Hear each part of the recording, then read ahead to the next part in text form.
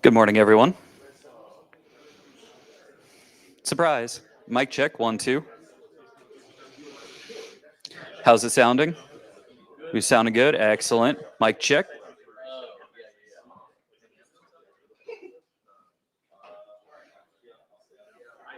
Mic check. Oh, thanks, Steve.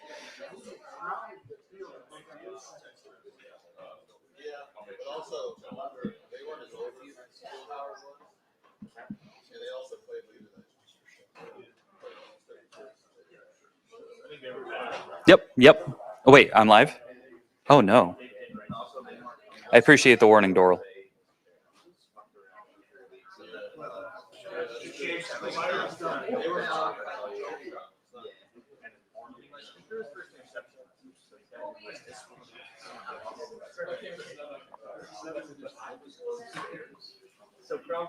Marco, is that Phil on the phone?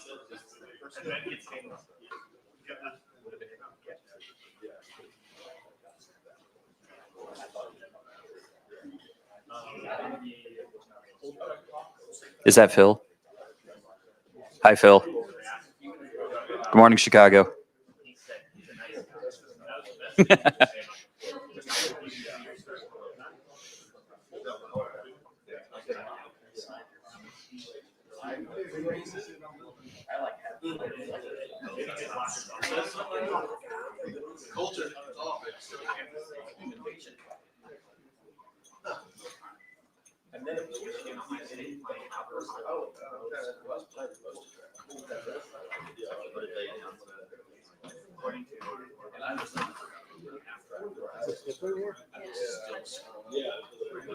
Nah, it did get replaced over the summer.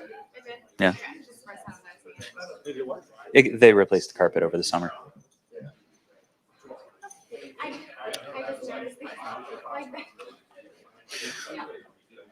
Morning, Spencer.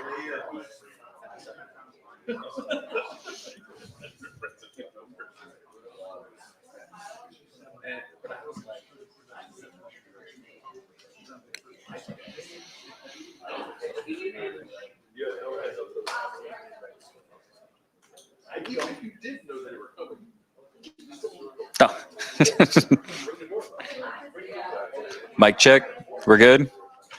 Hopefully. Mic check. 1, 2. Awesome.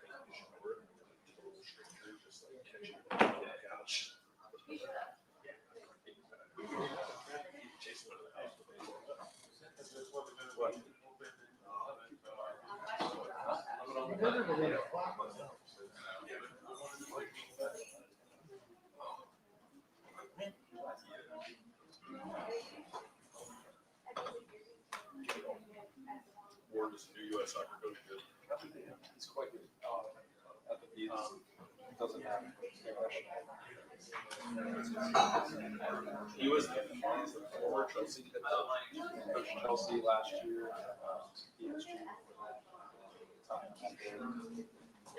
Best sustained career success. I think she's around that age. Why would you know?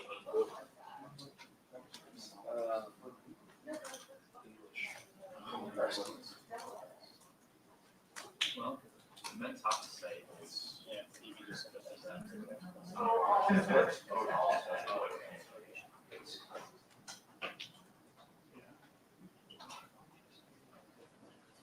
Will it work? I don't know. But I'm just excited with the question. Does he have any sort of you should be aware of?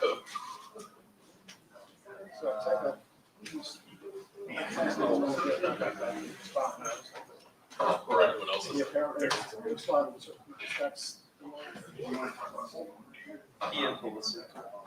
necessarily. Oh, was he the guy that had Pulitzer Prize in mind for Chelsea? I know. But I think he'll be all right. He doesn't really have any choice. Right, yeah.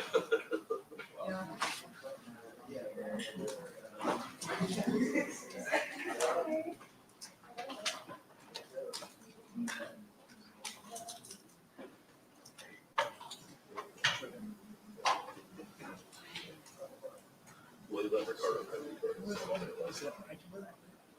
That's gonna get to Ricardo. Say mine, you did not need to give mine any sweets. That's what they're pushing over the edge.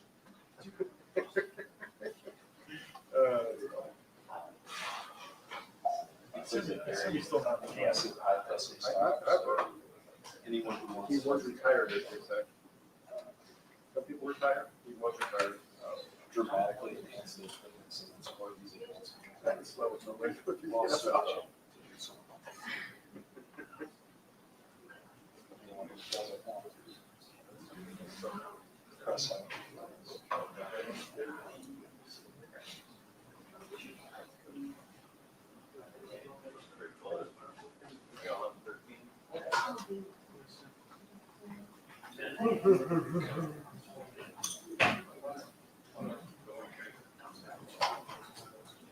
Yes.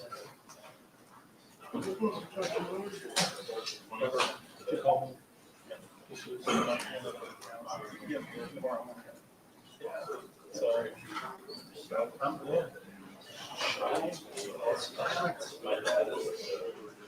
Training in school this year.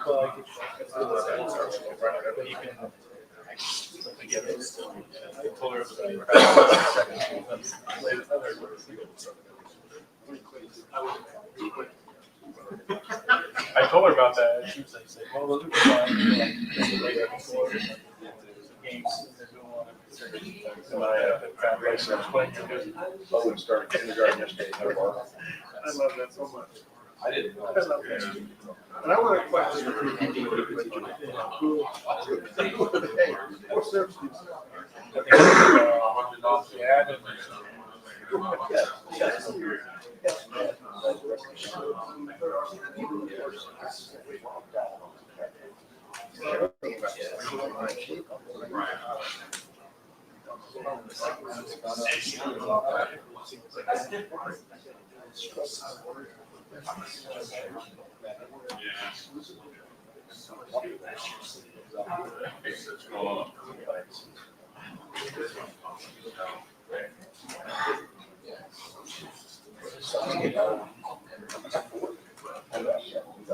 Yeah.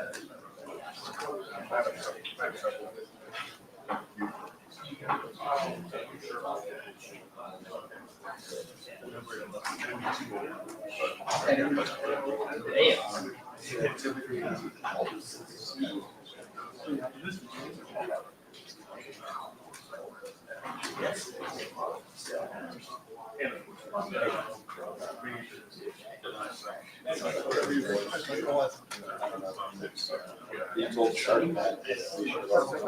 Yeah. Well, she did surprise. Directly related to how good they think you are. That's what they. I was telling Amy, I said, you see this round pick? That's right. Right now, They're doing their due diligence.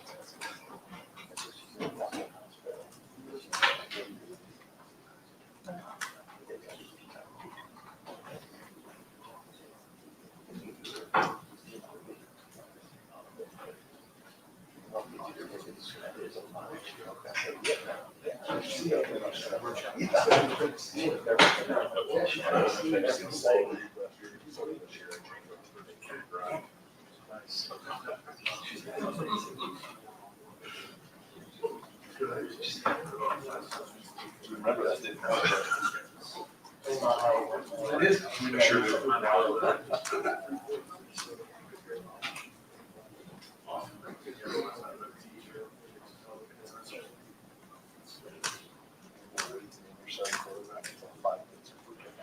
The overlap.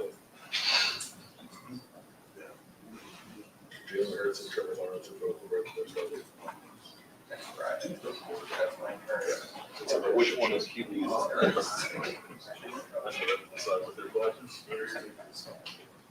Quarterback pool ends up pretty quickly. So, over here, It's like awarding quarterbacks. over here, hoping that Aiden O'Connell wins the job, open second half of third quarter. Sure seems like it's wrong. They let Minshew play a lot. I don't know what that means.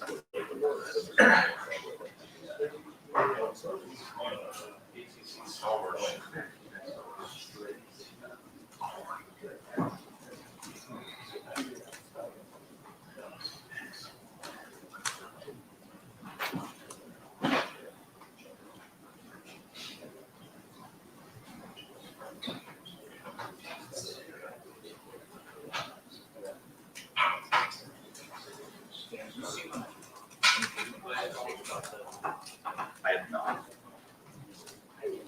Scrolling through this. Maybe Big Ten. I don't know if they ever do anything else.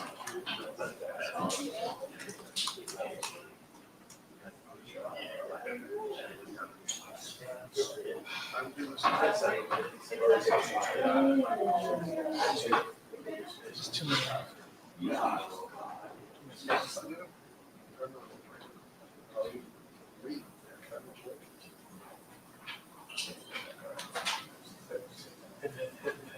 You want the ones? Yeah, sure. Chicago Hawks.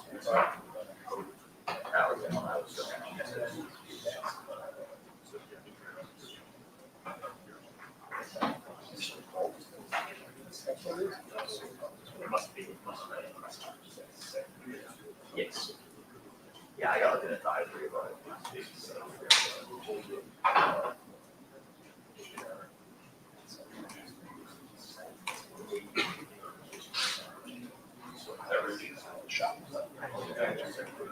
Oh, how was it? That was good. It was fine. But like, Nation was definitely better. But it was okay. 13. We said I would actually be really long. The Jets midway point. Wait, like it's like not like so long. I was just like sort of taking stock. I was like, you're so far up there. Almost like. Like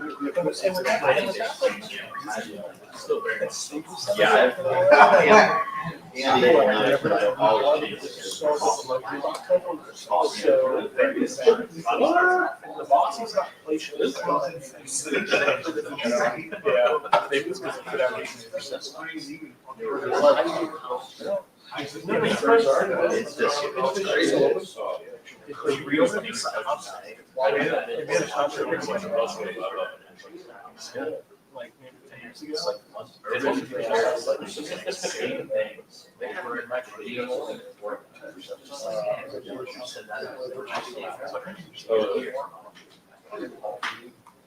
Yeah, they don't play that much.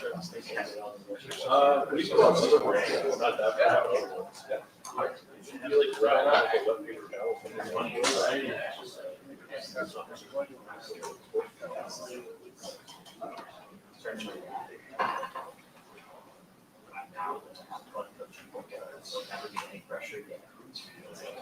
That was the most incorrect thing he has ever said.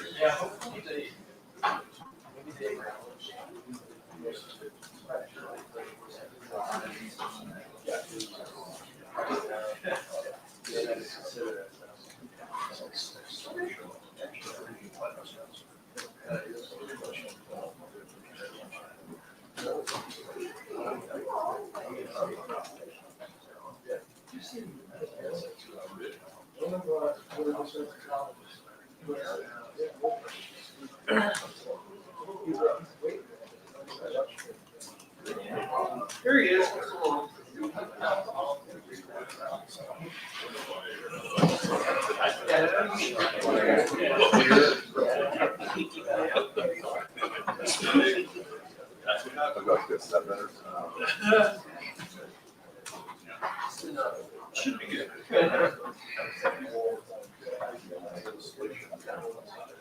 So.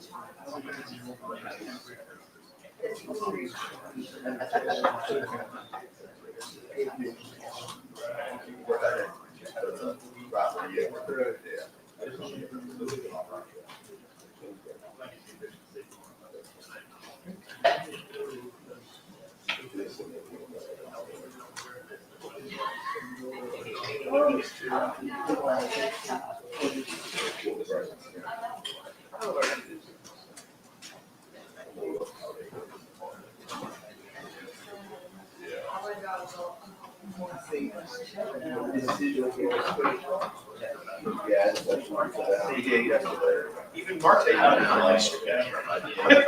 We got some ball. I was doing my shit, I looked down, I got right down.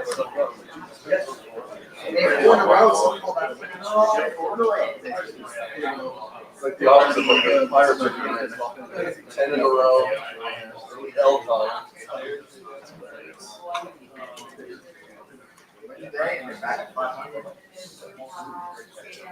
Don't play today, better. No, they do. They're on.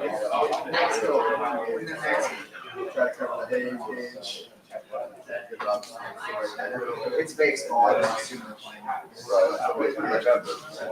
Our first day off.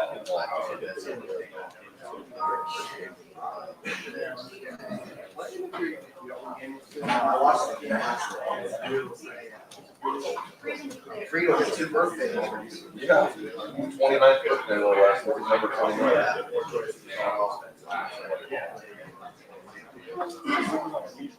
India. I've been seeing India.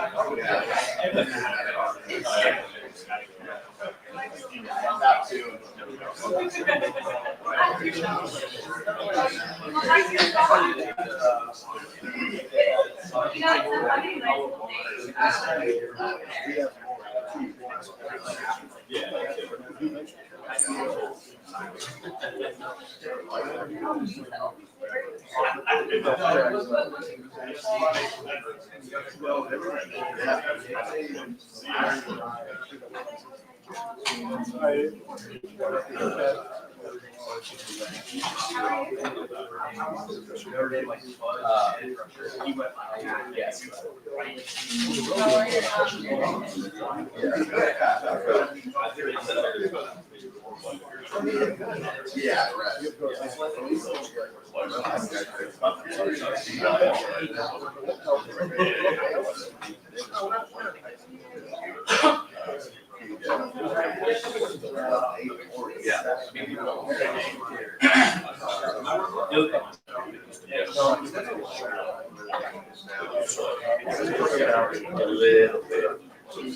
Yeah, so I figured out how I'm gonna get into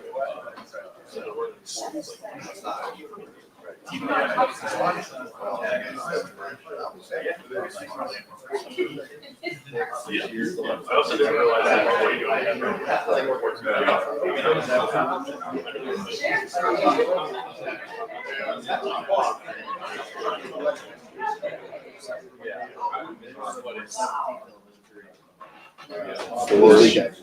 Yeah.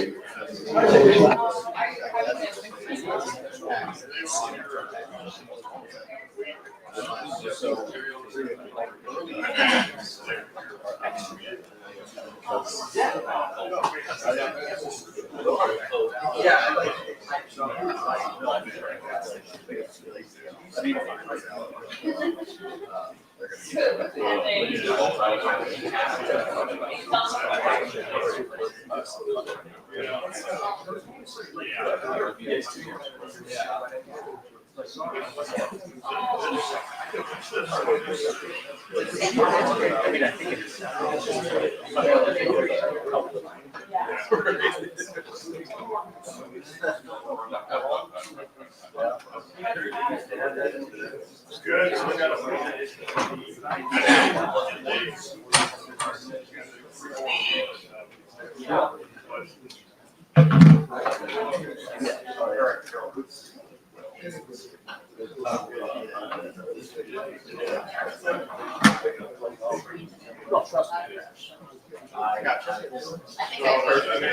You can finish off in a second.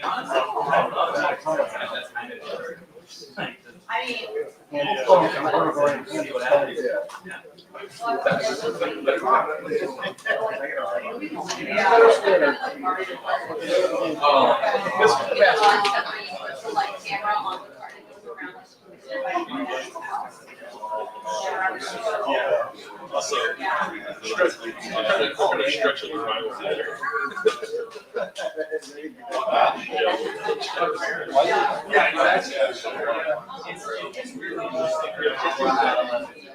Go out of your drinking. It's not as easy as you think. It's not. That'd be okay. I can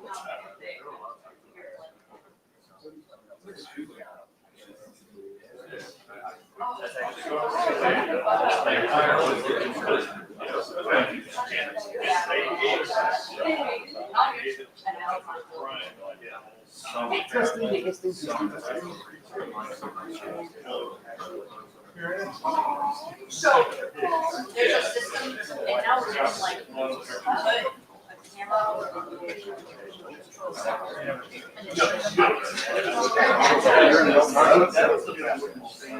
That or just Mario Kart.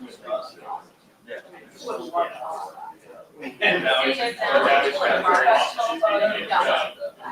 Or, yeah.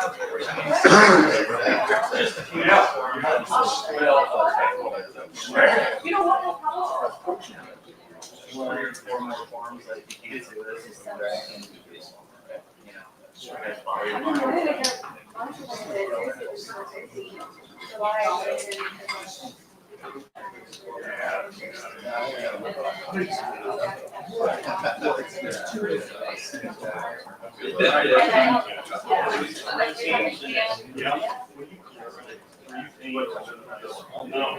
Yes.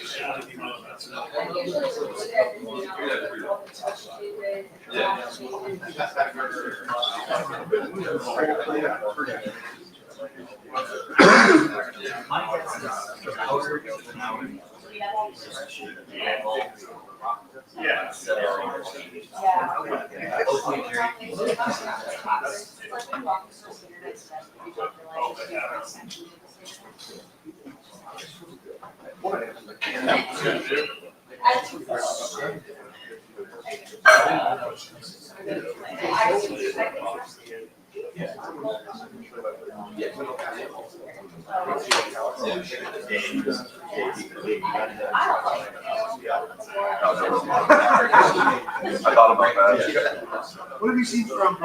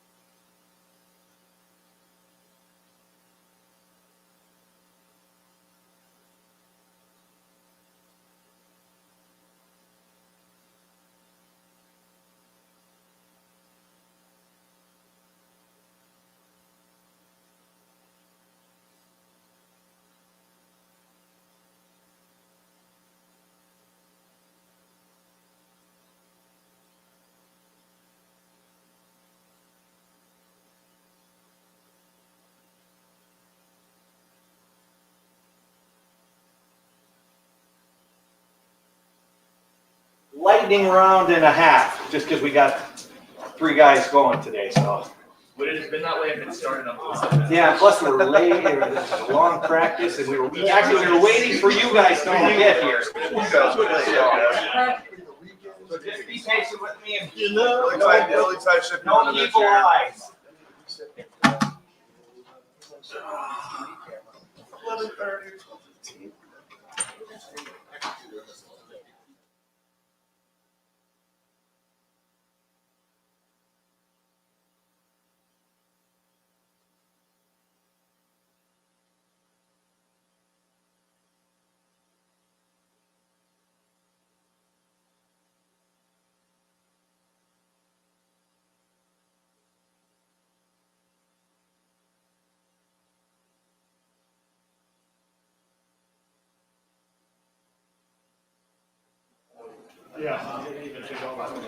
Yeah, sorry. I meant to. I tried to say it earlier. I had muted us while we were waiting. So is it working now? Can you hear me from the mic? I'll go up to the mic. Why does that case? Mic check 1 2. Yeah, okay, we're good. Yeah, sorry about that. I had purposely muted us while we were conversing while waiting.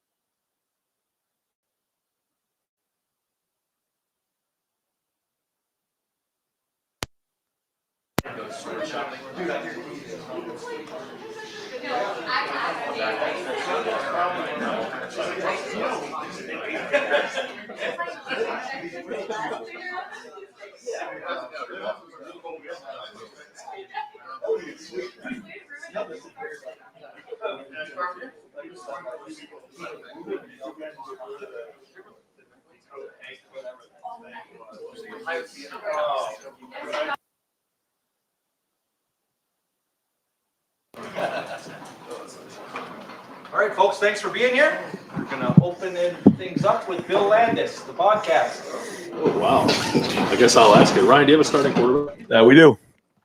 Will Howard will start. The first game against Akron, he is our starting quarterback. I think that Chip has done a great job of rolling the quarterbacks from the first day of spring all the way to now. I think we're 12 or 13 practices in here, so you're talking almost 27, 28 practices. And when you take the aggregate of all the numbers, Will graded out significantly ahead of the other guys in the teamwork. And Devin right now would be the number 2.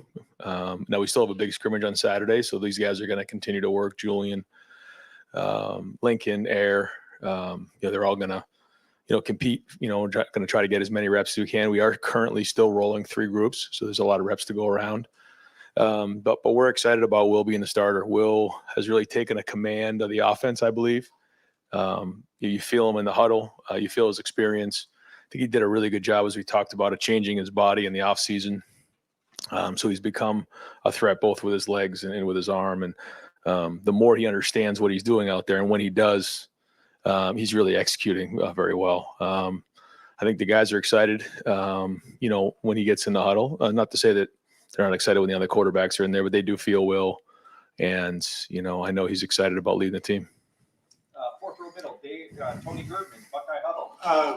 I'll let everybody else ask about the quarterbacks. What's the situation on finding a third tackle, third guard, second center right now?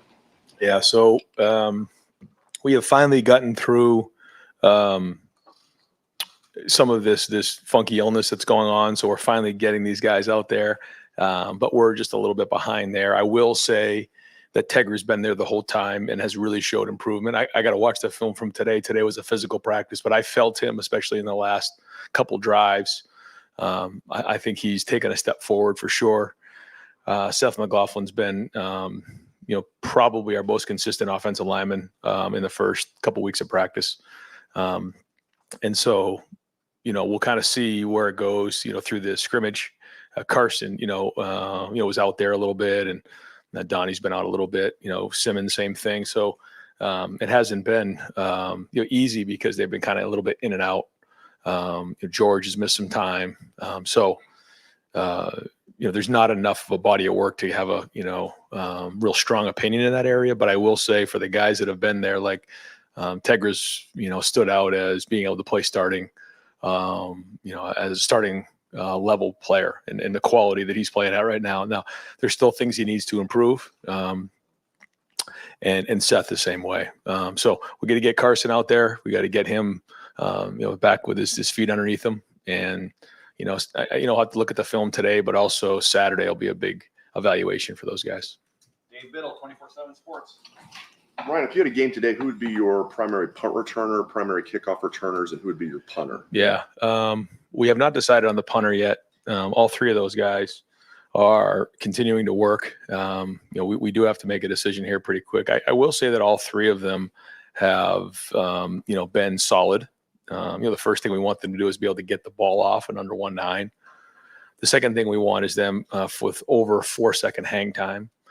And then the third thing is we want that ball to land somewhere between 40 and 44 yards. So if they can do those three things consistently, then we feel like they can be a starter for us. They all haven't done it consistently. They've all shown they can, and they are getting better. Anthony just got here, but he's been able to jump in because he's had some experience. Nick, this is kind of new to him, but you can see the talent. And Joe has been around enough that he understands, how we do things, and is the elder statesman there. So, all three of them are going to continue to work. We had another punt period today that was live, other than bringing the returner to the ground. We'll take a look at that and see how that was. But they all can do, both the rugby style and the pocket punting. So that's good. But we're not going to name somebody just yet. In terms of returners, Mecca will still, be in the mix, both as a punt returner and as a kick returner. We do have Carnell as a kick returner. Travion is an option back there as well. As punt returner, Brandon Ennis is an option for us. Jeremiah can do it. We do have quite a few guys. So we are going to use multiple guys early in the season and kind of see what that happens. It's hard to do that live, certainly Mecca has the most experience back there. Jaden Ballard has experience as well. So early on, Brian's going to make some decisions on who that would be, get him in the game, and kind of evaluate it over the first couple games. We feel like we do, for the first time in a while, have several guys that we can go to in that area, and we'll use them, probably use them all early on and see how it goes. But they all deserve an opportunity to have the ball in their hands. They got to be good decision makers. I mean, that's a big part of it now, as you know. Second row middle, Stephen Means, Cleveland.com. Just one, you said he's significantly graded out ahead of a lot of those guys. Is it just the practice on Saturday? How did you start to see him separate himself over last a little bit of both. I mean, it's I think coming off the spring, everything was very new. It was a significant change in terms of scheme and what we ask the quarterback to do. Once he kind of went through the off season, he changed his body, and then came in with a much better knowledge of what was going on. You could see him playing faster, his feet were moving, the ball's coming out with more pace. And then I think after the first week, you just start to see him take control, make good decisions. And that's the biggest thing. I mean, we have a good defense this year, so we don't need, extraordinary play. I did say this at this time last year. We need someone who's going to take care of the football, make good decisions, make the routine plays routinely. He's got to play well on third down. He's got to play well in a red zone and win the game in a 2-minute drill. I mean, that's what we ask our quarterbacks to do. And we have a good surrounding cast around him. And so taking care of the ball is very, very important, but then also scoring touchdowns. And I think all of our quarterbacks this year bring a skill set that they can beat you with their feet. They can beat you with their arm. But they got to beat you with their brain too. I mean, that's a big part of it. And it's going to be a long season. So, we're going to have to get really good at our fastball. We're going to have to be able to change things up as time goes on. Fifth row right, Spencer Holbrook, Letterman Row.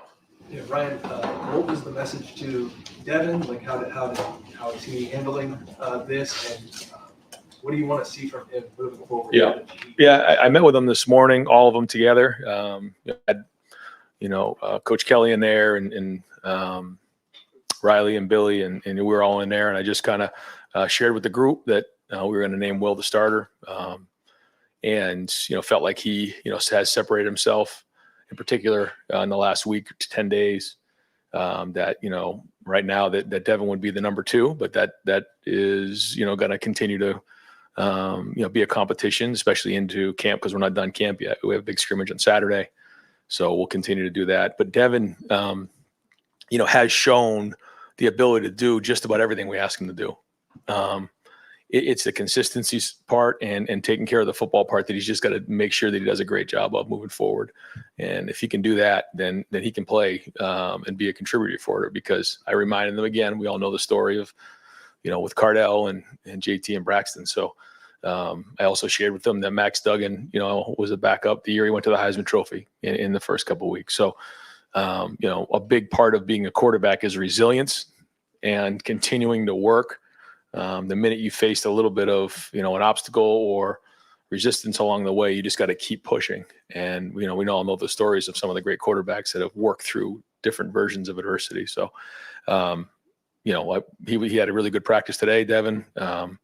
Same with the rest of those guys. So they got to keep pushing, and, we all know that we're going to need them along the way. And, we're going to look to try to get them in the game, early in the season when we can. Third row middle, Dan Hope, 11 Warriors. Ryan, other than Will, who are some of the other players who graded out well in that scrimmage on Saturday? On defense, Arvell Reese really played well. He was the player of the game on defense. And then on offense, Emeka was the player of the game, had 3 really good touchdown catches. The receivers played well in that game.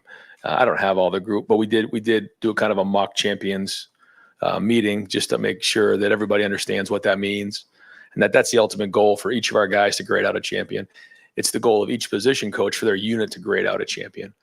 And if that doesn't happen, they got to figure out why that is. You got to look yourself in the mirror. You got to get to your position coach and figure out why you didn't grade out over 80% in that game.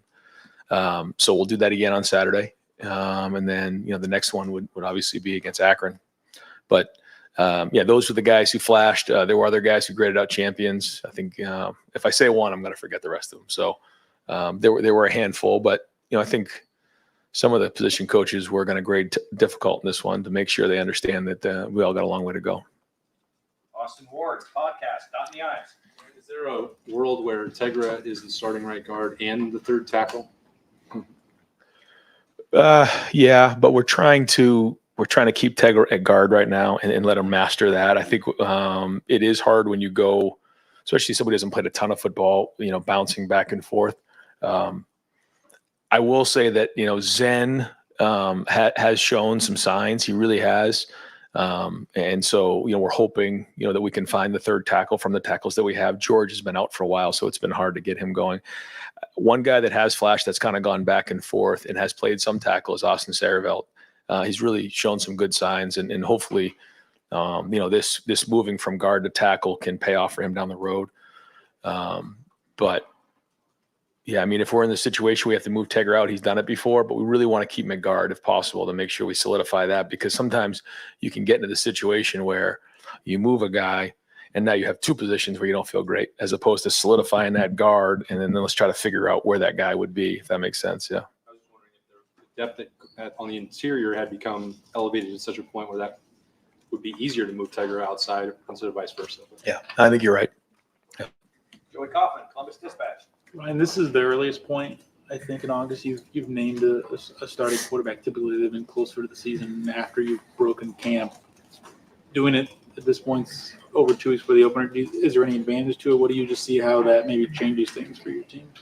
I don't know. I'm not sure. I feel like, quite honestly, Will's taken control of the team in the last 4 or 5 days, and I think I don't think anybody will be surprised in that locker room.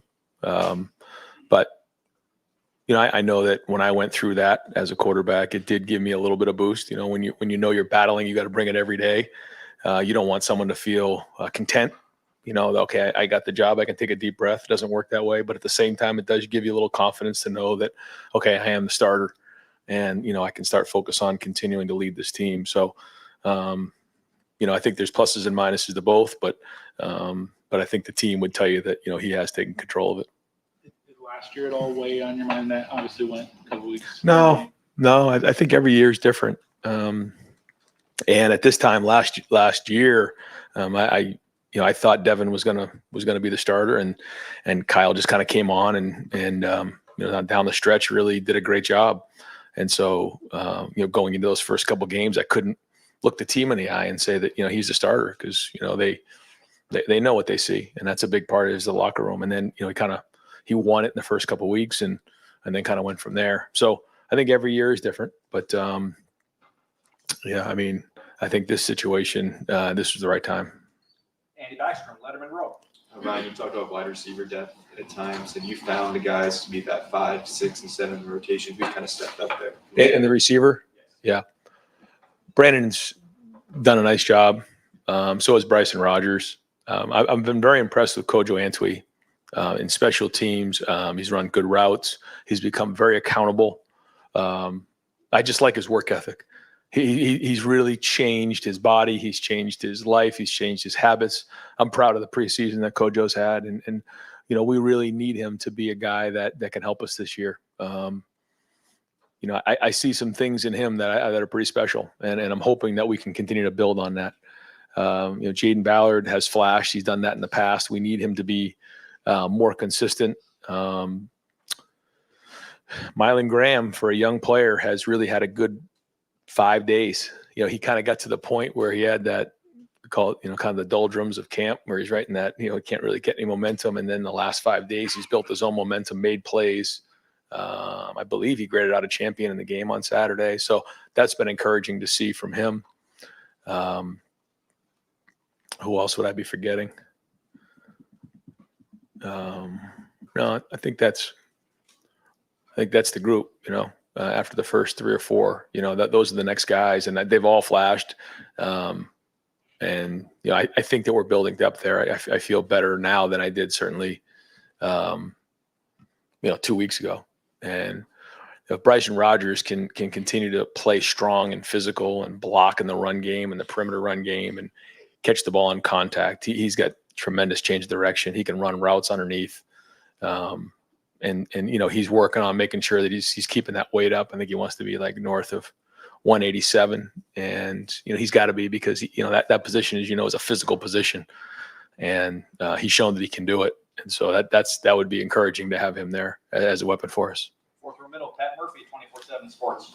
Brian, we talked about the running backs, but James Peoples is a guy who flashed when we were out there, and we got to talk to him, and he was obviously very impressive. What have you seen from him, and how has he established himself maybe as that third back? Yeah, another guy who I think has had his best once he got that black stripe off the day before, has really put some good practices together. I think he's getting his rest, and he's taking care of himself, and he understands what it takes to recover at this level, and he's on his stuff. He's got a great look in his eyes. He's got a great energy when he walks in a building, and you're seeing that the way he runs. He's seeing it faster, doing a better job in protection. So I'm excited about what I've seen the last week from James. Tim May podcast. Yeah. We've probably asked you this a million times, almost 1,000,001. Is there a relief factor for a head coach and maybe the coaching staff when you make this call? You understand what I'm saying, of who your starting quarterback is? Yeah, like you said, everything still has to be keeping improving, but that's a major decision, right? I mean, from your vantage point. Yeah. Do you feel a little bit of a weight off your back in some respects? I think that when it's really, really close and the locker room is divided, it's a little bit different. I don't know if that's the situation here. But I think right now, again, I think that the team, feels Will and feels his presence. And so I don't think it's going to be, huge news to the locker room. I think they see it. And I think maybe just a little bit of what you're talking about, but I think it's a little bit different when, it's like neck and neck, and you got to make that call. And, because everybody has their thoughts on that. They're with these guys year round, and Devin's done a nice job as well. Don't get me wrong. I mean, he's shown good leadership. But I just think on the field, Will has separated himself. You going into the Saturday scrimmage, what is the biggest question that's still out there in your mind about this football team and about maybe a position? I don't mean, think. we keep talking about right guard, but it sounds like Tegra. Go ahead. Yeah, I don't know if we'll get anything quite, like answered on Saturday. I think we'll learn more information and continue to move forward. I mean, we know how long this is going to be, and we're continually trying to, take the next step in certain areas and build this foundation. And Saturday will be one more piece to the puzzle. Coming off the field today, I feel differently than when I did when I woke up this morning, because we learned something about our team today. I think it'll be the same thing on Saturday. Will there be some positions won? Probably. Yeah, I don't know exactly who and where and how that looks, but again, it's going to be a long year, and we need depth. We're going to need everybody. So we're going to get 3 groups reps on Saturday and let them all go and try to build as much depth as we can. But again, it's not going to be anything revolutionary, I don't think. Is Julian in the running for the second team quarterback? Julian. Yeah, Sam? for sure. Yeah, he is. And why? I mean, just. Yeah, well, he has a tremendous ability to locate the football. The ball comes out quick. His mind moves quick. You guys have all seen the talent. The thing for Julian is just, getting more and more reps. And we say, like, when you get out there, you're either remembering what you're doing, you're learning what you're doing. And, for him, a lot of times, he's still learning out there. He's trying to figure it out. And, it's a little bit different than where he came from in terms of a jump from high school to college, but you see the talent, and, the faster he learns, the faster he's going to get on the field. He's going to play a lot of football at Ohio State, and, when he gets on the field is going to be up to him. Far left, Joe Nugent, WCMH. With staff now being able to coach the players on the practice field, this camp, how have you seen that play out? How has it been beneficial? It brings a different energy to the field, because in the past, those folks could really coach the coaches, and they were out there, but they couldn't coach the players tactically or schematically. Now they can, and now it's good, because, if I see someone standing around, I'm like, what are you doing? Like, you got to go coach, go. Like, anybody can stand there with their arms folded. You got to coach and bring energy and bring something to the field and inspire and motivate the players. So that's been really, really good. That part's been excellent. And I think our guys have embraced it. And I think the position coaches have allowed them the opportunity to, for those who deserve it, to take some guys in a one-off situation and spend extra time with them, especially the young players. Bill Rabinowitz, Columbus Dispatch.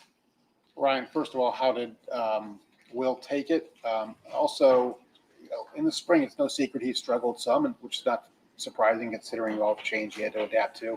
Was there a point when you were concerned about him, whether he'd be the answer, and just how much has his passing developed? Because we know the intangibles, leadership's there. He can run. It's just the passing. Well, we'll see. But, you only go off of what you see in practice, and I've seen some significant progress made there. The location. I think you'll notice the poise in the pocket. When you're tall as he is, he can see over the line, he can see over the trees, and he's got a good feel in that pocket. Coming off of the spring, there was certainly some things that we needed to work on, and I think Chip did a great job of addressing those things and making sure he knew that he had to go work on those things. But as like in the offseason, he has to do that. He has to go and work with some people. He has to go to work with that and watch the film and figure out how, he's to keep his feet moving and the different things that come with it. But a big part of it is when you can anticipate what's going as opposed to react, it's all the difference in the world. And he has a better handle on it. And a big part of that is the work ethic he has put in him. He comes in early, he puts work in, he studies the film, he understands what the schemes are, he understands the structure of the route combinations, and he's done a good job in the run game. He is the run game coordinator. I think, Chip would tell you that. Like, that's a big part of it. And then when you're in this offense, you're making a decision every single play at quarterback. There's very few times where you just hand the ball off and can take a deep breath. We try to do that every now and again, but it's a lot, and he can handle it, and he's done a good job of making sure that he's prepared for the preseason, and it's showing. When you told him? Yeah, he was seemed to be excited, but we were in the room with the other quarterback, so he wasn't going to jump up and down in front of them. But I assume he was excited. But you have to ask him. Folks, I'm sorry, we got time for just one more. Doug Maurice, Kings of the North. Where do you stand with your tight ends right now, and how do you feel about your ability to play 12 personnel when you want to? I think our tight ends have made progress. Will Kazmarek has shown the ability to be durable, be accountable to play in the pass game, to play in the run game. G's been, in and out a little bit. I think Jelani Thurman is somebody that we need to continue to improve. He has the ability. He has the competitiveness. I love being around him on the field. He's just got a great way about him. He's learning how to continue to finish. There's a couple of clips that we showed the team the other day of him finishing down the field and playing hard, continuing to be focused on his job and knowing exactly what to do when he's on the field. Playing tight end is not easy. Certainly not easy anywhere you play, but certainly not easy at Ohio State. I've said this all the time. You got to run routes like a receiver. You got to block like an offensive lineman. And you got to protect like a running back. And after the quarterback, that what we ask our tight ends to do, there's a lot that's involved with it mentally. And it isn't just that part of it. You got to know what to do, but then it's also just the wear and tear of the position and being able to sustain. He's run some really good routes, in particular in the red zone. He can win against man-to-man. He's got good length, but he needs to keep coming. He's not quite there yet, but we're excited about where he's going. Pat Gerd has been a solid player for us. He is going to get on the field. Bennett Christian has probably played his best football since he's been here in the last week. I'm excited about that. But we got to keep going. We got a long way to go, but there is some positive momentum in that room. And with your two main running backs, are you guys still formulating exactly once you get to the season how you want to rotate them, series to series, situational, red zone? Like, are you still working on that, or do you have an idea? Yeah, we're still working on it. I talked to Locke the other day. He's got some ideas on that, but yeah, we are still working on it, and I think we're getting an idea of what their strengths are, but ultimately, we're going to roll them, and it's going to be a long season, and they're both going to get a lot of carries. Coach, Thanks, guys. Yep. Kelly?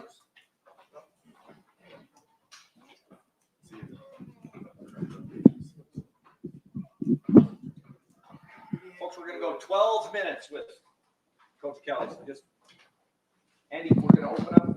Coach, fourth row right, Andy Gillis, Cleveland.com. Chip, obviously, Ryan just named Will starter. What have you seen from Will over these last couple of weeks, and what is your reaction to him being started? Yeah, I think Will's earned it, and we grade everything. Obviously, he graded out the highest at the position. There's a lot of data-driven information with that in terms of decisions that he makes on the field. Running offense, and it's just as critical to be that guy in the run game as it is in the pass game in terms of what we ask the quarterback to do here. So I think he's really worked extremely hard in the offseason. From the end of spring ball on April 13th to now, he's made great strides. But, we gave him a plan over the summer to work on, and he took it and ran with it. So, where he is now is pretty impressive. And the one thing that he has is he has experience. He's been in a huddle. He's been in a huddle in a lot of games. He's been in a huddle in big games. So, this isn't new to him. Columbus is new to him, but playing college football isn't new to him. So I think that experience, really started to shine through here during camp, and, excited to see where he goes with us. Deep left field wall, Brendan Gulick, Buckeyes Now on Sports Illustrated. Coach, I certainly don't want to put words in Ryan Day's mouth, but it seems like the last few times he's kind of gone through this exercise of naming a starting quarterback, that being able to trust that quarterback to make good decisions has been pretty high on his pecking order. What is most important to you when you're looking at a quarterback in terms of evaluating skill sets, decision making, all of that? Yeah, I think decision making is at the top of the list for all quarterbacks. Just because that's what the game is. It's are you putting us in the right play? Are you getting us out of a bad play? Are you making the decisions to throw the check down and try to, instead of forcing it into coverage? It's not just who has the strongest arm, but the decision making process has always been at the top of the list. And then after that, it would be repetitive accuracy and then athleticism, and I think Will has all three of those. His ability to help us in the run game is going to be a really big plus for us this year. Because he's not just a guy that's going to hand it off back there. I think people are going to have to respect him with the ability to run.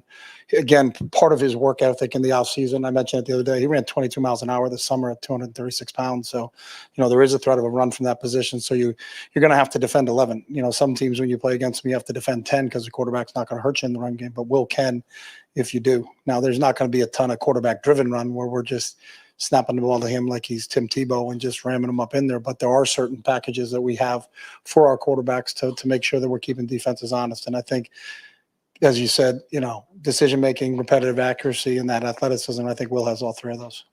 So following up on that, how would you evaluate Devin and Julian in particular and their decision making from what you've seen from them? They're both do a really good job. I think that's the one thing about it. This was not one guy's here and the rest of them just didn't show up. They all competed every day. And I think the room is really, it's a great room to be in. They all are really, truly care about each other. They enjoy each other's success.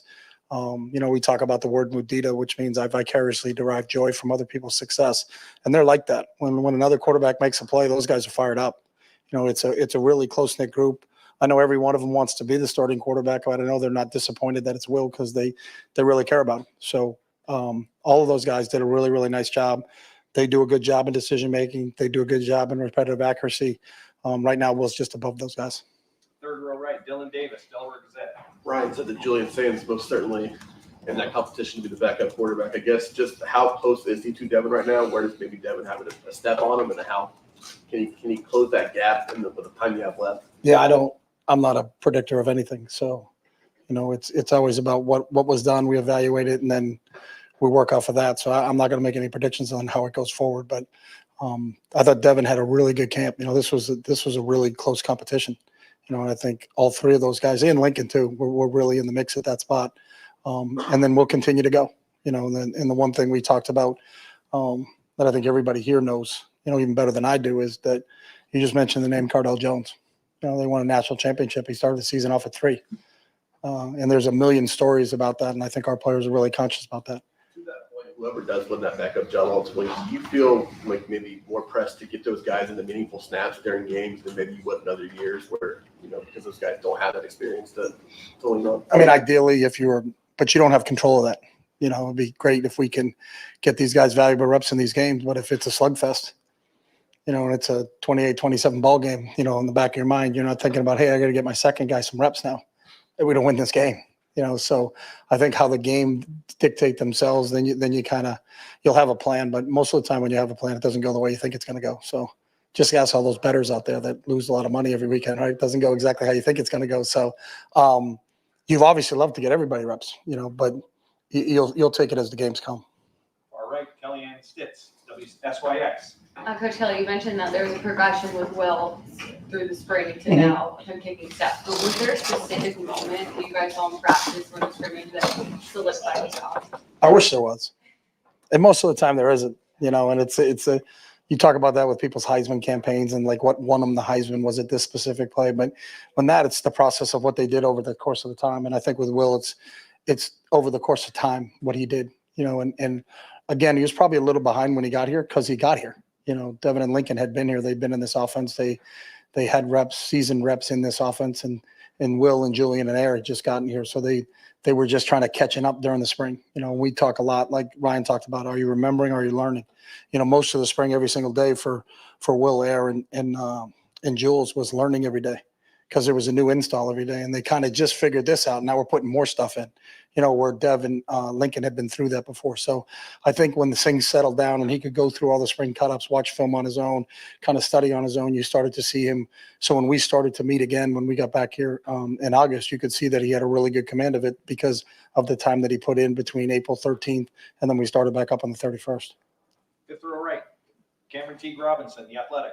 Chip, when Ryan talked a lot, and you talked a lot about Will's consistency, kind of his growth in the offense, but how important is, say, a scrimmage when you have a quarterback battle? How important is seeing him in that time, and how did he stand out Saturday? Yeah, well, offensively, we honestly in the first day practice got our tails kicked. That is a pretty good defense. But last Saturday, I think they really showed up, and they really when the lights were on and we had a scrimmage situation, they all made really good plays. No one turned the ball over that day.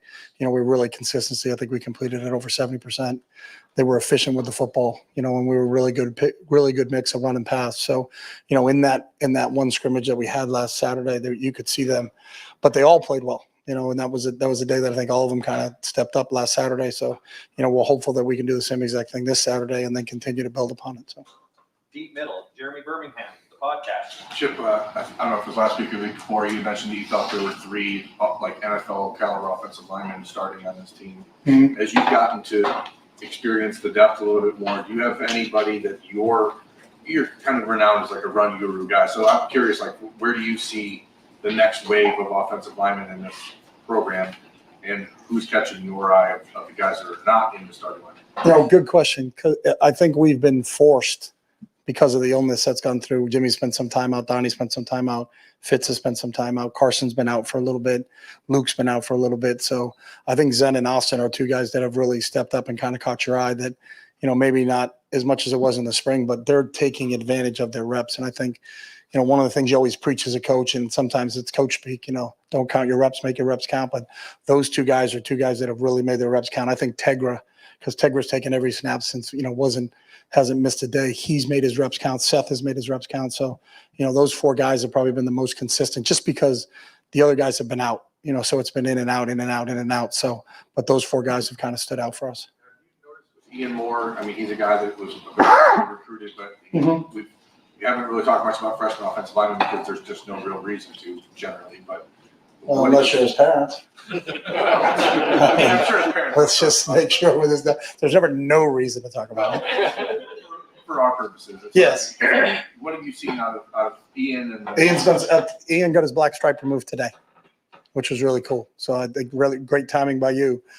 Great question. And I know you have, I know you know a lot about this place. But he did actually have his black stripe removed today. So he's come along too, but he's another guy that's benefited, you know, from those extra reps that sometimes they don't normally get. Hi, Jelani. It's my guy. Third row left, Andy Anders, 11 Warriors. Yeah, continuing with the offensive line, you know, you talked about the quarterbacks a little bit in the scrimmage. How have you seen them, you know, as some of this illness has started to, I guess, relieve? How have you seen them respond to the challenge that this defensive line presents in practice?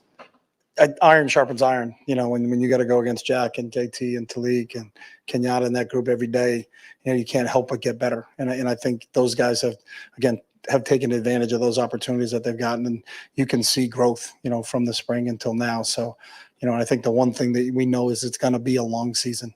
So you got to develop those guys. You're not going into the season with 5 linemen. You know, it's just not going to happen when you're playing a 16-game season. So when you're going to play that many games, you got to have as much depth as you can. And I think because those guys, you know, you never wish an illness or a person to miss practice on anybody, but there are sometimes some benefits of it. And the benefits of it is those guys that gotten extra reps in these last week or so have really benefited from it.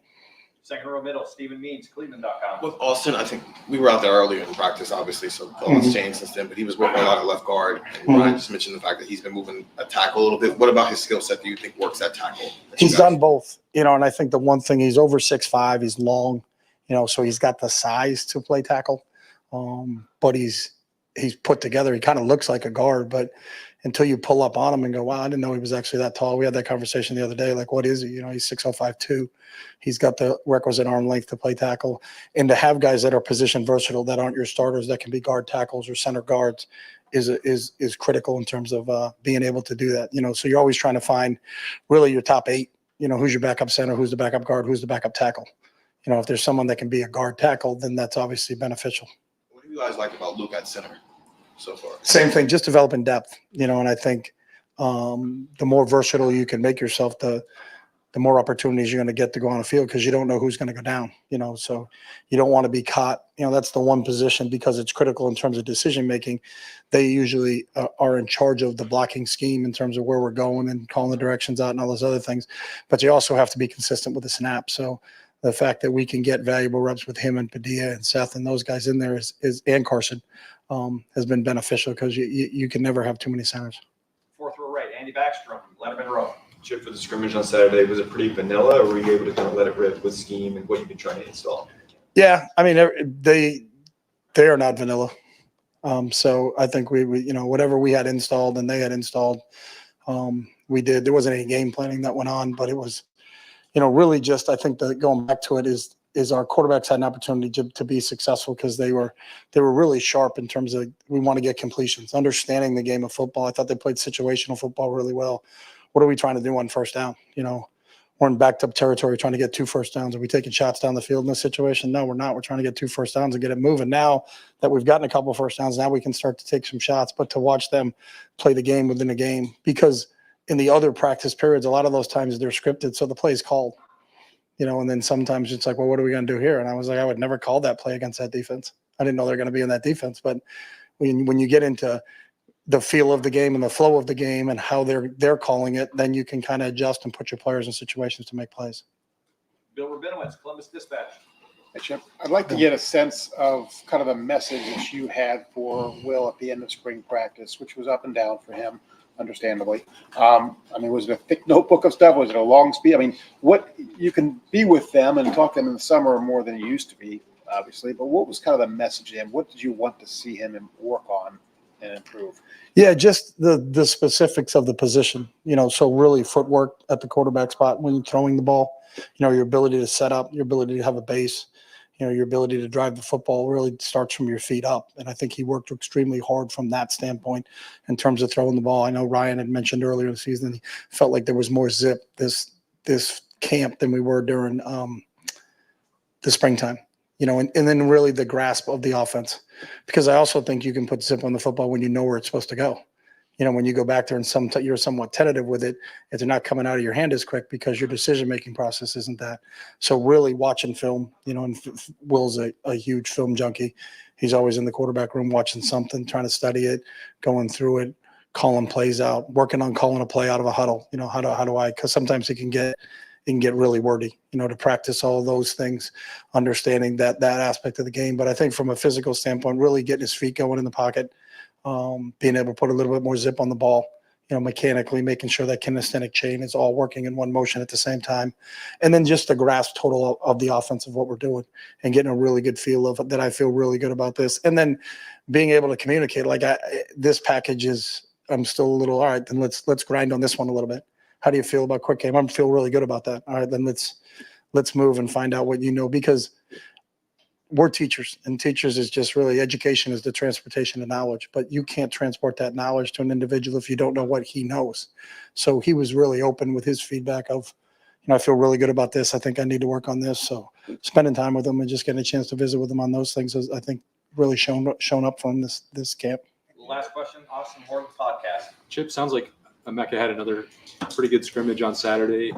With the variety of ways you might be able to use him, does he remind you of someone you've had previously, or is he in a box on his own? I think he's in a box on his own. A lot of the slot receivers that I've had in the past have been smaller, and been somewhat mismatches from that standpoint. But Mech's ability to go in and dig out linebackers, Mech's ability to carry the football, and then Mech's ability to get open and make really tough contested catches, I think is really what kind of sets him apart, because he can do everything in there. I think sometimes the prototypical slot receiver is that small, quick, get in and out of things, but it really affects you in the run game, because you're trying to run the ball and he's an inside guy, and now all of a sudden he's at the point of attack, and all of a sudden he's kind of looking over his shoulder, hoping they don't run him over, where Mech isn't like that. Mech really can do a lot of things, and to have that versatility, I think is something that hopefully we're going to have a lot of fun with this fall, trying to put him around and put him in different positions and allow him to make plays, because he really is a playmaker. You got to lead in that group, though. He didn't ask you. He didn't. I'm learning. Yes. Yeah, having a guy like that leading that group, though, how huge is that? I guess, from a. It's great, and I think you can talk to the receivers, but I think the tone that he set with that group, and it really is a special group. That whole group of guys is a special group, and for him to be the leader from the front, because he leads by example, but he also is a really good vocal leader. Like he holds those guys accountable, holds the whole group accountable, and most importantly, holds himself accountable. So. Joey Coffin, Dispatch, would you like to interrupt there too? Thank you, Jerry. Just wanted to ask, do you guys gain any advantage or by having clarity at quarterback announced 16 days before an opener, 2 weeks? Does it help you at all? I think it does. I think you know who's going out there with the ones, and I think it also for the offense, you're starting to get into gel, and every time I've been in quarterback competitions, it expresses itself and it's authentic when it happens. Sometimes it doesn't happen until the week of the first game. Sometimes you go into the first game, you still haven't made it, so you're going to play two quarterbacks in that. But I think from now until it's 2 weeks from the Saturday that we're playing a football game, is that we're getting that offensive line back together. That one unit is starting to get together. Who are those guys? Who's the tight end? You got Trayvon. You got Q. You're pretty solid in terms of where you are at wide receiver. Now those guys got to get reps together. So not that you just name those guys, but how does that 11 mesh together as a group, and how do they do it? And them learning Will and Will learning them. Just little things. It's the game is always one in the details. And I think the longer the same group of guys is together, the better you're going to be with the details part of it. So I think getting him in there early is beneficial from that standpoint, just because it's more time on task with one unit. Coach, we have one more question. Bill Landis, Kings of the North. Chip, you mentioned that Tegra has played or hasn't missed a rep, I guess. What stands out about him as you watch him, and as a guy who's, I think he's like 6'6", 330 playing guard? That's what stands out about him. Well, I'm sure it does. But does he? I just heard sometimes people describe sort of your desire for offensive linemen to be maybe like a little more athletic and movement oriented. Yeah, I think Tegra's really athletic and can really sink his hips, and he's long. He's really long, and when you can play long on the offensive line and keep defensive linemen away from people because of your length, that's a really big deal for us. So we like offensive linemen that are big because big people beat up little people.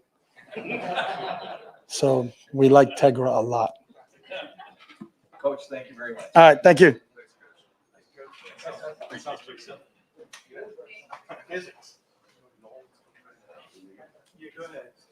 All right, folks, our final interview today, Coach Jim Knowles. Again, we're going to go right around 12 minutes, and I'm trying to at least get one organization a question each. I'll do the best I can. We'll open up with Pat Murphy, fourth row, 24/7 Sports. Jim, the helmet communication that is being installed this year, we talked to Ryan sort of about that already, but on the defensive side of the ball, how do you envision using that?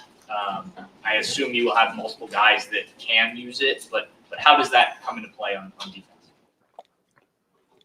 Yeah, you're gonna have to kind of see how it goes, how offenses are gonna change because of it.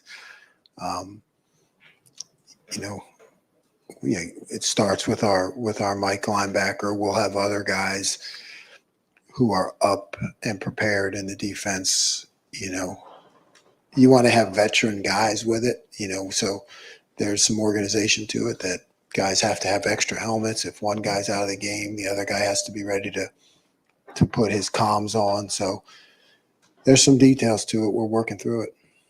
Deep right, Dave Holmes, WSYX. Hey, Jim, Chip Kelly said in the first 7 or 8 practices that your defense was whipping his tail. I'm curious, is that the way you would assess it? And what did you see in those battles? No, I would, that's kind, but it's a battle every day. I mean, you got offense, great receivers, a good running game. It's just a battle every day. It's back and forth, and iron sharpens iron, and everybody's challenging each other and trying to get better.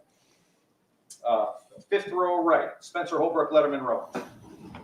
Jim Ryan said that Arvell Reese was the defensive player of the game on Saturday in the scrimmage. What have you seen from Arvell that's propelled him to earning something like that? And do you think that he can help you guys? Yeah, I think he can help. Arvell has made great strides since he's been here, and when he's on the attack and he's playing downhill, he's really as good as anybody. He makes plays. Now, there's a lot that goes into, right now he's working at the Mike linebacker. There's a lot that goes into that. There's a lot of details of the game and formations and checks. And, he's constantly getting better at that. But when he's on the attack, he's really good. Fourth row middle, Tony Girdman, Buckeye Huddle. Jim, ideally, you'd like to have your Will and Mike be interchangeable if they can. Are Sonny and CJ to that point yet, given their relative experience? To be able to move to the Mike position? We haven't done much of that, a little bit here and there, just to get them ready for it. We'll have to see. We'll have to see about that because both those guys also play our Sam position. So sometimes there's three guys in the game. So you don't want to overload them with too much so that they become, hesitant. So we haven't done that a whole lot. Right in front of him, Dan Hope, 11 Warriors. Jim, what have you seen from the defensive side of the ball and Will Howard over the last 2 weeks that enabled him to emerge as a starting quarterback? Well, he's making all the throws. I mean, he's stands in the pocket. He got great vision, arm strength. We got great receivers. He's putting the ball in places where only the receiver can catch it. So, to me, it's not just the arm strength, but he's making the pinpoint passes too. Tim May, the Tim May podcast. Yeah, going into Saturday, what's your biggest question going into Saturday scrimmage that you'd like to see maybe answered about your defense? If you follow what I'm saying there, is there still something glaring out there in your mind? Sure. Now it goes back to safety depth. You know, I think I've mentioned it before, but you know, we feel good about our starters, but you know, they're the guys behind there with Malik and really McLean has really emerged, you know, as a guy who's going to have to be ready to play. But you got kind of two guys that are unproven and still learning, and like every day in practice is a learning experience for them and a challenge, particularly if they get to go against our best receivers, you know, so that's our safety depth needs to come along. Austin Ward, podcast. Jim, 2 weeks ago, you were said something similar about the nickel spot. Do you feel better with Lorenzo being back out there? Do you still feel that's a work in progress to find somebody behind Jordan? Have your thoughts changed since 2 weeks ago? Yeah, you know, having Lorenzo back has really, to me, upped the level of that second defense. I think he's talented, so I think he's emerging as a guy we can count on. Fourth row right, welcome to the beat, Stefan Kroshnik from Cleveland.com. With there being the practices or the scrimmage you guys just had, what kind of stands out to you about Chip's offense and what makes it difficult to defend? Well, he's, you know, all kinds of things. You know, I think very talented in the run game and the calls and keeping you off balance. And,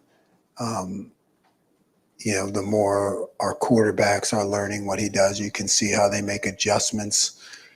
Because every defense has holes, you know, and he's really good at finding it and challenging you to try to cover everything when we all know that's not possible. So, you know, it's just him kind of being able to find where your weaknesses are. And as the quarterbacks learn things, it's showing up in practice. Third row left, Andy Andrews, 11 Warriors.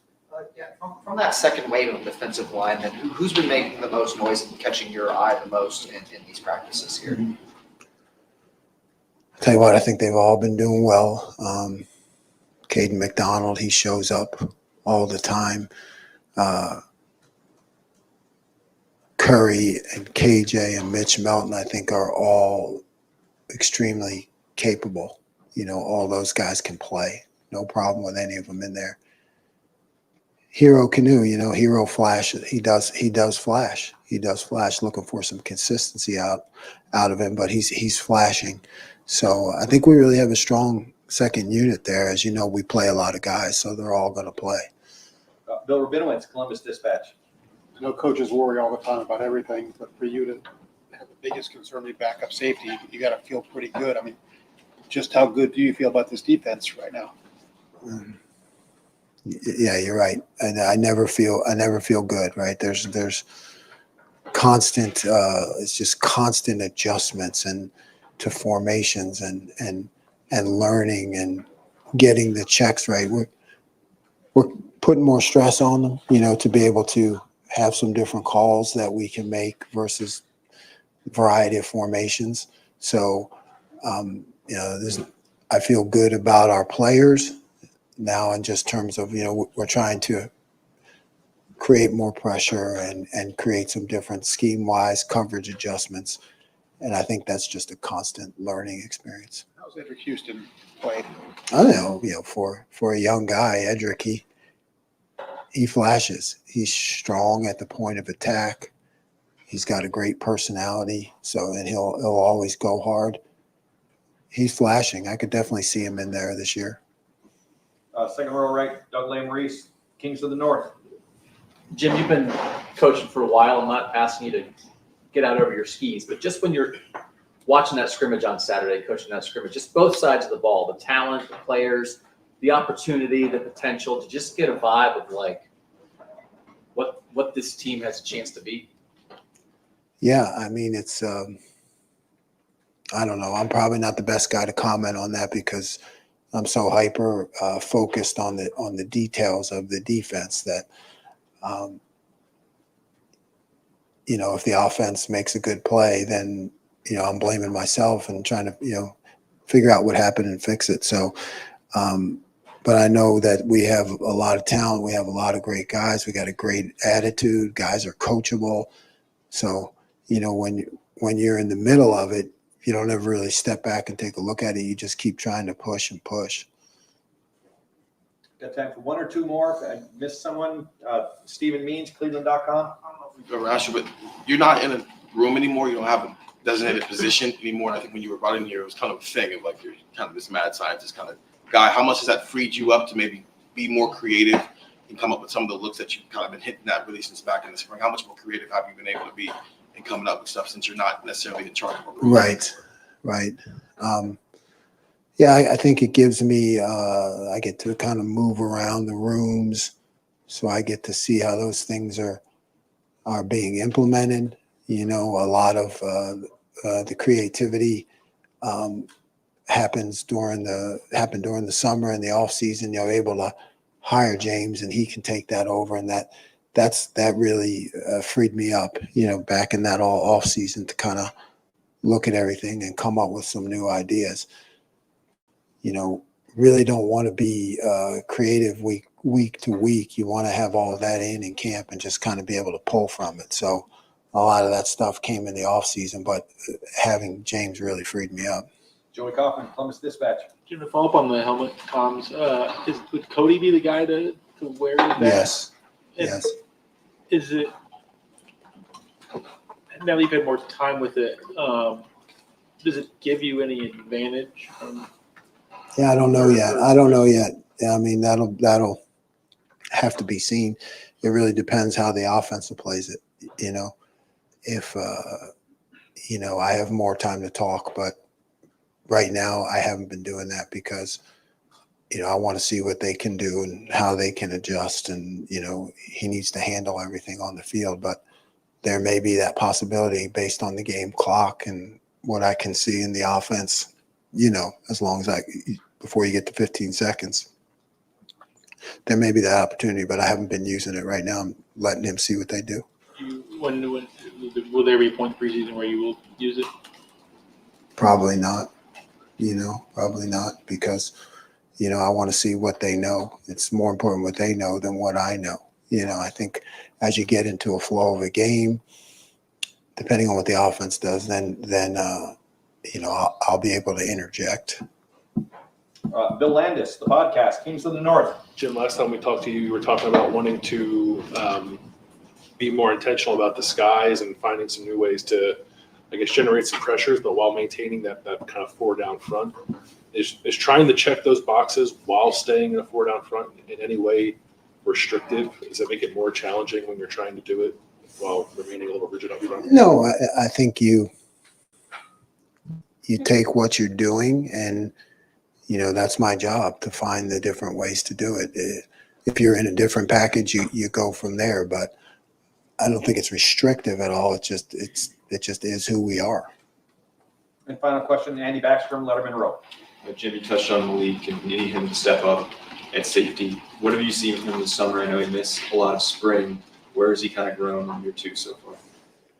He's growing in confidence. He's growing in confidence, and that's a huge thing for a safety because you got to, manage the back end, and you got to be able to play the run and pass and decipher between the two. So for him, it's just all about confidence. He's got the talent, so it's just a matter of reps and confidence. Great, Coach. Thank you very much. Thanks, Jim. All right, folks, we need to clear out of this room so they can use it for meetings, podcasts on the indoor, otherwise additional writing out in the Bigs lobby.